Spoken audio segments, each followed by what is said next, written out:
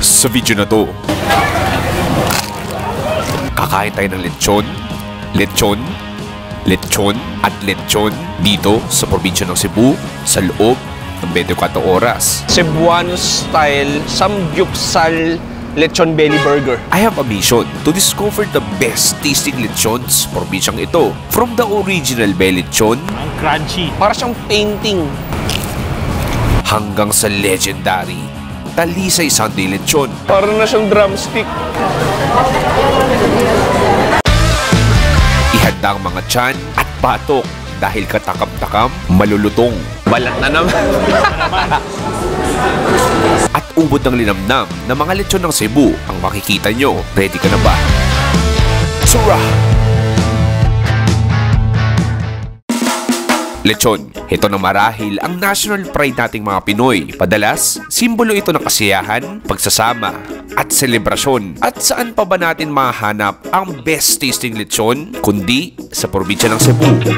This tradition of classic Pinoy dish goes way back noong 1920s pa. It is believed that it's in Talisay where original lechoneros started cooking the whole roasted pig over charcoal. At dahil sa yaman ng kultura at hilig ng pagkain ng mga Cebuano, ay lumaganap ito ng mabilisan at naging isang local favorites nila. Para sa unang lechon, breakfast. At sisimulan natin ang lechon tour ng very light dahil belly lechon lang ang kakainin natin. Ang Cebu's original lechon belly ay nasabing innovator daw ng lechon belly na imbis buong lechon ang iihawin ay belly or tiyan lamang ang gagamitin. At pops, boneless ito. Nagsimula noong 2012 at ngayon kalat-kalat ang branches nila hindi lang sa Cebu kundi sa ibang parte ng Pilipinas. Using fresh pork belly and spices na ini-slow cook over charcoal. Talaga namang perfect breakfast or starter to sa araw namin ni Idol. Idol, magandang umaga. Good morning, Ito na yung ating breakfast lechon. Pero ito ay lechon belly. Original Cebu lechon, pare. Meron tayo ditong original flavor. Meron tayo ditong spicy belly lechon at puso. Siyempre, yan yung kanin natin. Simulan natin sa kanilang original. Oh, wow. Oh my gosh. Look at this ocean of pig skin. ang crunchy. Para siyang painting. Unang lechon natin for today. Cheers!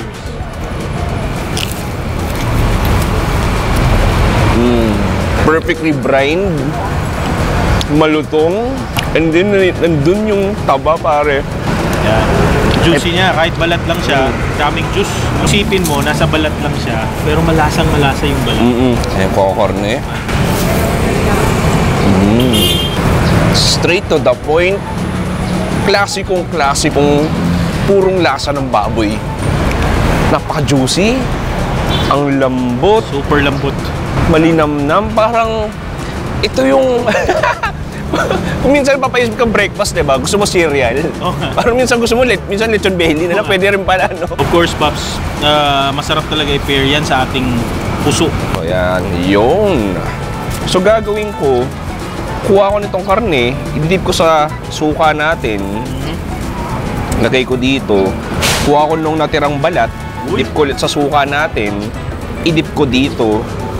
Meron na akong Cebuano style samgyupsal lechon belly burger. Oh, meron ka rin. Bilis mo ha. Sige, cheers. Cheers.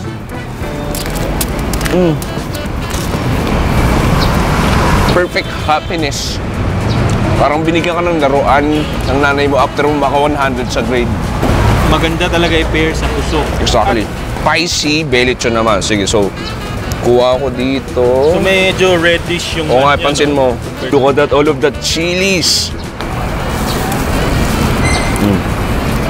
Ito sa spicy level, hindi mo siya sobrang hang. Kayang-kaya. Pero magandang dagdag sipa na may konting labuyo. Actually, pansin ko nga, belly lechon din nila, ang sarap dahil ang dami ring bawang. Anyways, idol, unang lechon pa lang to, ready ka na sa susunod na lechon. Excited pa ako.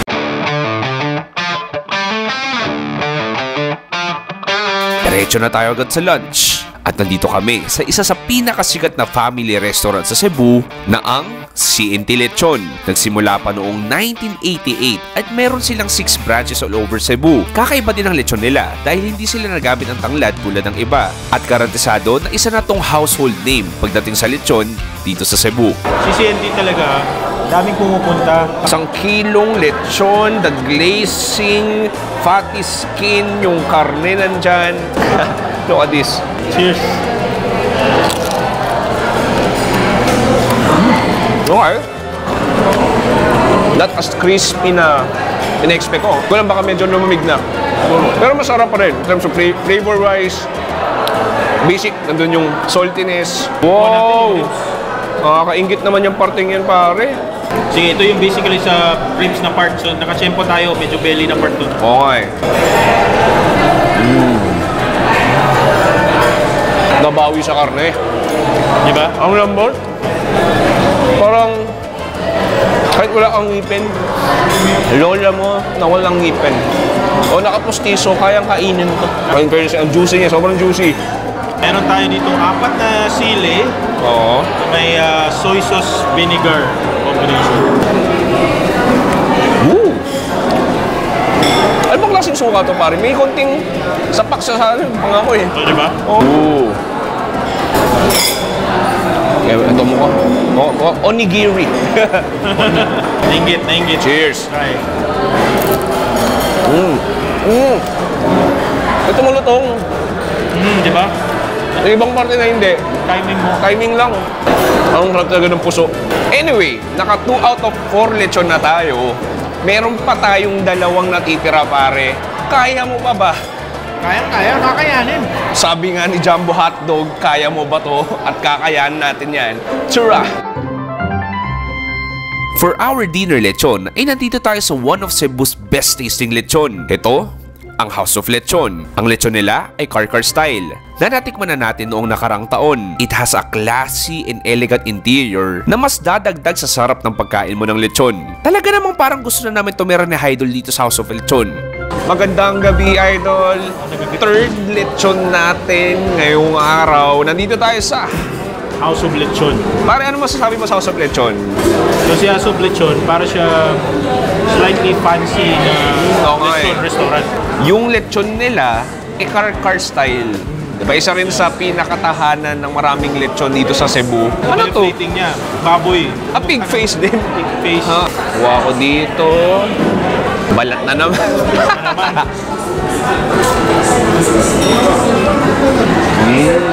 Ang succulent niya. Lasang chicharon, di ba? Nasaan chicharon? Hindi, karkar eh. Bakit may karkar? Wala tong ganong alat. Ito. Yung pansin ko, actually nagkarkar kami last year. Yun yung description ko. Para siyang hindi gaano maalat. Crackling crispy. Init pa, look at that. Oh, wow. Grabe yung juice. Parang pwede mo na siyang gawing pagpuno ng aqua plus sa sobrang daming juice na lumalabas. Grabe. Pangatlo na to, pero hindi pa rin ako nagsasawa. Alam mo yung feeling pa rin na nakikinig ka ng kanta na trending, na sobrang catchy, na kahit paulit-ulit mo pinapakinggan, okay pa rin. Kahit 10 beses na parang ganun yung pagkain ng lechon ngayong araw. Na kinakain natin kanina, iba-iba yung mga lasa nila. Exactly. Ito, common sila na lechon na lasa. Balita ko, Paps, ito yung galing sa katas talaga ng baboy. Nakakatas ng baboy yan. Sa loob ng tiyan. Juice or pawis niya. Yun. Parang pangit pakinggan ng pawis eh. Pero ganun, parang ganun niya. Sige, dip natin. Ako muna. Sige, ikaw muna. Yun. To you. May na birthday. Happy birthday! Cheers! Cheers! Birthday Happy cheers! Ito yung pampaalat. Hindi siya gano'ng matanglad. Mabawang siya. Pinaganda lang kasi ang ganda ng interior. Ang sarap na nga kinakain mo. Masarap pa sa mata yung restaurant nila. Komportable ka talaga. Kaya nga siguro matatawag mo talaga itong bahay ng lechon. Paps, Ngayong araw, ito yung huling lechon natin. Pero hindi ito yung huling lechon natin for this video. Dahil matutulog muna tayo at kinabukasan ng umaga, early morning, kakain tayo ng huling lechon. Ready ka pa ba? ready. Rest Okay, back ulit tayo ng isa pang lechon. Okay. Tara!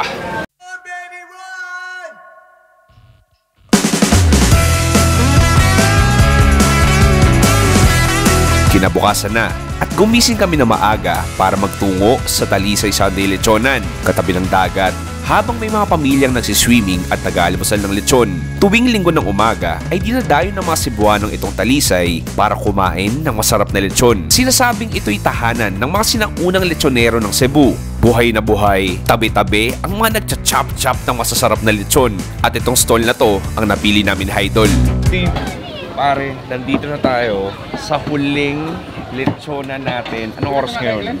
7 freaking AM at buhay na buhay ang mga tao dito sa Talisay, Cebu. Pare, ano bang meron sa lechon sa Talisay? Unang-una, Paps, dito na lang yung sinasabi nilang sinaunang mga lechoneros talaga nag-originate. Okay. Yung original na lasa ng mga lechon. Usually, dapat maaga ka kasi mag-start sila ng napaka maaga talaga. Kasi maraming pumupunta dito kasi may malapit na beach. Maliligo sila ng maaga, tapos pumupunta sila dito yung papunta ng south. Dadaan sila dito para bibili lang sila ng lechon. Pansin ko nga dito, pare, para tong performance, para siyang may live show. Parang amusement, no? Amusement eh, no? Parang chop, chop, chop, boom, pila. Bilis lang, tapos may mga dumarating na bago pang lechon dahil parang kada segundo na uubos yung isang buong baboy. This is amazing. Actually, isang Talisay sa dream destination ko para sa lechon dahil isa Karkar, di ba? Pero isa rin talaga yung Talisay. At ready na kami kumain para sa aming final lechon. I spend my Mondays like Fridays. I spend my Fridays in a box. My heart on my whining. I put my pinings on pedestals to keeping them grounded. Sinulit na namin ni Idol ang huling lechon namin. Kaya, nagpa-chop na kami ng masarap, juicy, crispy-licious, at higit sa lahat, kalami na lechon ng Talisay. Tara, Paps, maglechon na tayo for the 4th freaking time. Kumusta ka na? Masaya. May mga lumalangoy na tao sa paligid natin, mga pamilyang kumakain, nagkukentuhan ng alas 7 ng umaga. Ang aga, di ba? Yun talaga yung pinaka-outing nila. So parang double purpose pala dito, swimming, pati lechon. Pero tayo, di tayo lalangoy, magsiswimming lang tayo sa iba't ibang karne ng Talisay lechon. Look at this Shopee unboxing. Ooh, look at that. Oh my gulay. This humongous skin of Talisay lechon. What that? Grabe, no? Nagdi-dripping pa yung juice niya eh. Cheers, pare.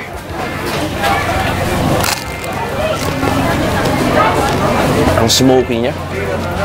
Tapos yung taba sa balat, parang naging cream. Ang lutong. Kung anong gusto mo sa lechon? Malasa yung balat talaga. Malasa. Papansin mo, yung balat niya parang balat ng kutsinilyo eh. Oo nga. Sobrang oily na makinis. Isa sa mga pinagmamalaki talaga nila, yung mga lechon baboy nila. Usually, mga ambabata pa. Yung skin nila medyo hindi talaga, less fatty. Sa karne. So, kuha ko dito. Look at this rib part. Parang na siyang drumstick.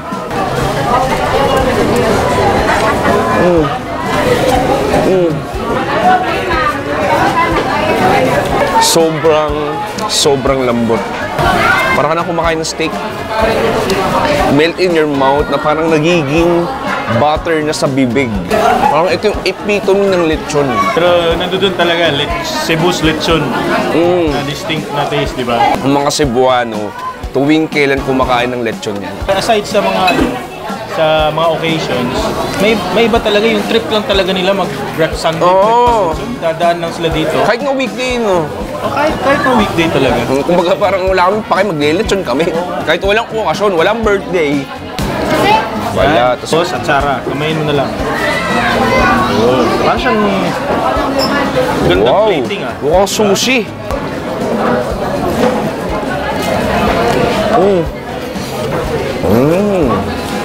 Parang nagbigay ng bagong dimensyon ng lasa sa buong pagkain natin. Sabi nga ng magaling na komedyante na si GB Labrador, itong lechon yung magpapalipalit sa'yo sa Lord. Oo. Bakit? Kasi every bite of that lechon, you can feel it in your heart. Cheers. Ang lambot talaga. This food series is made possible by Essential Chicken. Ang Essential Chicken ay isa sa pinakamalaking poultry producer sa Visayas. Mahanap po mga quality products sila sa wet market sa supermarket sa Visayas at Mindanao, tulad ng Cebu, Iloilo at Zamboanga. For more info, you can check their Facebook page. Dahil sa Essential Chicken, ramdam mong alaga mo pagmahal.